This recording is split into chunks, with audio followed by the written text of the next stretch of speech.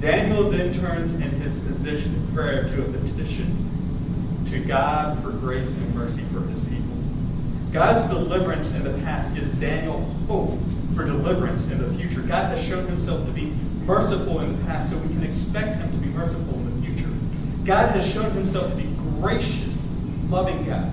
We can trust him to be gracious and loving once more. Daniel does not demand that God fulfill his prophecy. Daniel does not claim that he has any right to be heard or any special knowledge of God's will.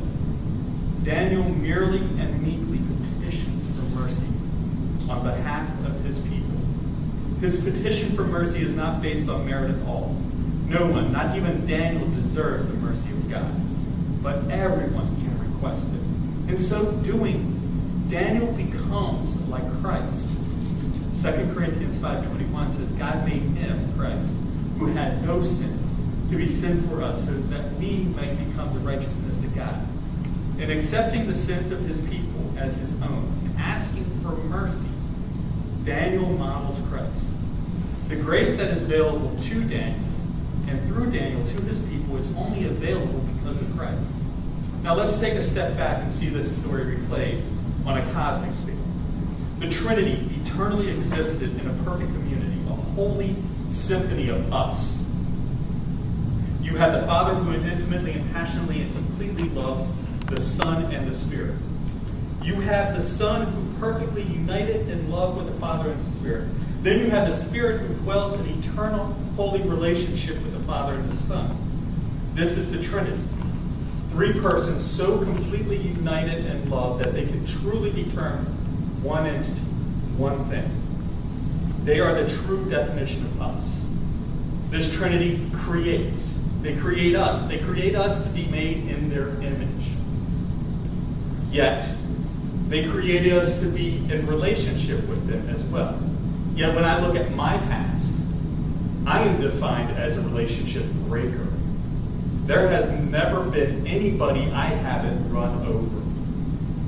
My mother, my father, my wife, my kid. I am more about me than I am about them. I am a relationship breaker. Trinity, complete and perfect relationship. Me, relationship breaker. This makes me totally and completely unlike God. I am, in God's eyes, I am the evil other. If there was ever an us versus them, the us would be the Trinity, and the them would be humanity. We were separated and severed from God in the most distinct way possible. That is the true us versus them. Yet, while we were still sinners, while we were enemies of God, Christ came into our mess, into our situation, and died for us. So the only real us versus them out there is God versus humanity. And what does God decide to do? Send Christ to die for his enemy. And we sit here and we talk about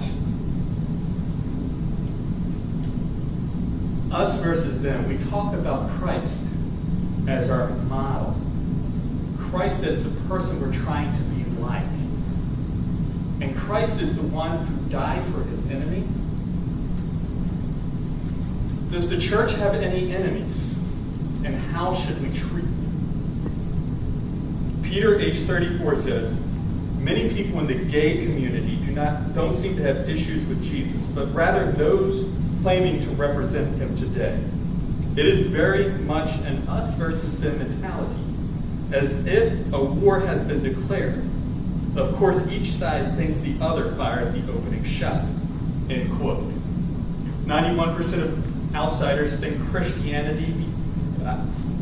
91% of outsiders to Christianity between the ages of 16 to 29 label Christianity as anti-homosexual. Now, sexual morals are important to us, and they should be but sometimes we present them as the exclusion of persons. 91% of outsiders don't think we are against homosexuality and for family values. 91% think we are against the homosexual. We have created an us versus them mentality. Now, we should proclaim the idea of biblical marriage and stand up for moral values. That is a good thing. But how will people ever come to Christ if we allow them to have the idea that Christ's representatives here on this earth, Christians, are his or her mortal enemy? How will he or she ever come to the life-changing grace available through Christ if we are afraid of being contaminated by their guilt? And by the way, you don't have to worry about their sin condemning you. You have enough of your own to do it yourself. And even if some of their sin got on you, Christ's grace would be sufficient for that too.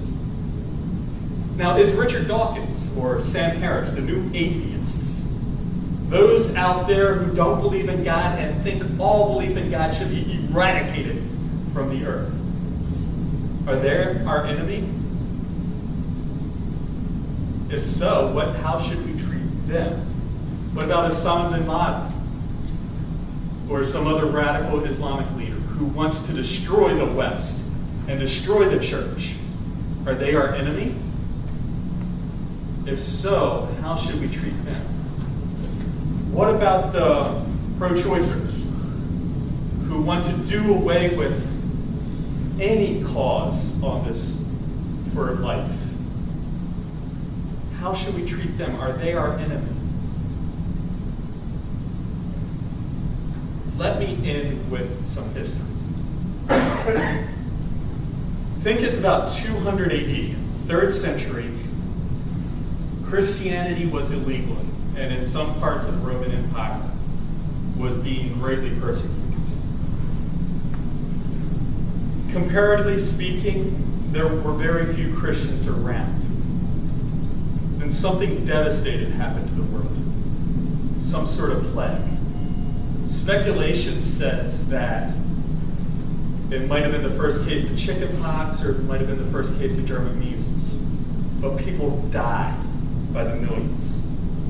People were dying left and right. Now, Romans, the people who invented crucifixion, infanticide was being practiced and stuff like that, didn't care too much about life. So pretty much if you got sick, they kicked you out onto the street and you were made to die alone, homeless, and poverty. The Christians at this time actually took those people into their home and cared for them while they were dying. And we died because of it by the thousands. We got sick. We got the diseases of our enemies. People who were trying to persecute us. People who were trying to eradicate us. We cared for them in their moment of need, and it killed us. And thousands of Christians died because they loved the evil other. And when the plague was over, probably a third of the Roman population had died. Probably 2/3 of the Christian population had died. Yet there were more Christians at the end of it than at the beginning, because the Romans saw our love and were changed by it. To the point that by the time Constantine comes around and makes the Roman Empire Christian, he really didn't do anything. He just admitted to the reality that was already about. The Roman Empire had been changed into Christian because we were able to love our enemy. Now, the only real difference in this world is between us and God. And our example, Christ died for us while we were enemies. So let us go out there and love everyone, even those who are at odds with us and with God in the best way